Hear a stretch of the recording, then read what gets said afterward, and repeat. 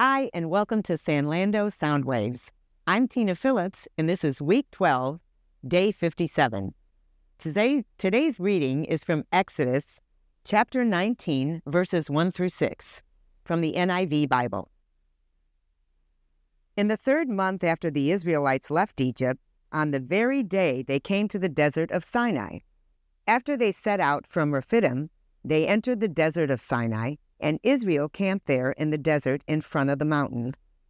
Then Moses went up to God, and the Lord called to him from the mountain and said, "This is what you are to say to the house of Jacob, and what you are to tell the people of Israel. You yourselves have seen what I did to Egypt, and how I carried you on eagle's wings and brought you to myself. Now, if you obey me fully and keep my covenant, then out of all nations you will be my treasured possession. Although the whole earth is mine, you will be for me a kingdom of priests and a holy nation. These are the words you are to speak to the Israelites." Now let's consider our 7 arrows or 7 questions. What does this passage say? Are there any words or phrases that are repeated? What did this passage mean to its original audience? What does this passage tell us about God? What does this passage tell us about man? What does this passage demand of me? How does this passage change the way I relate to people? And what does this passage prompt me to pray to God?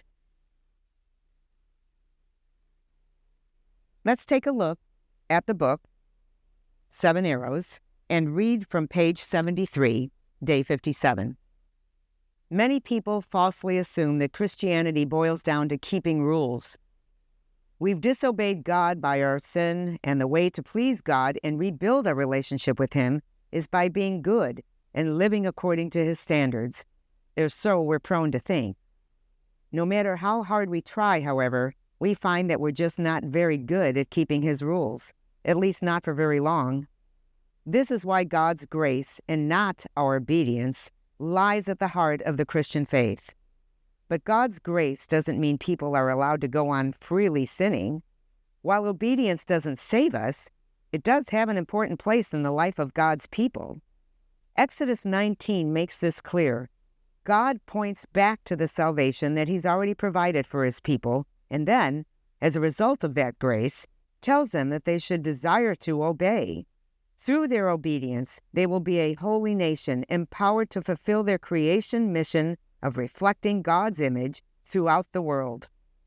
Obedience in the life of the nation of Israel, and in our lives as well, is a result of God's grace, which then compels us to accomplish the mission He's given us. Thank you for joining us today, and thank you for listening. And I look forward to seeing you and hoping you hear more tomorrow.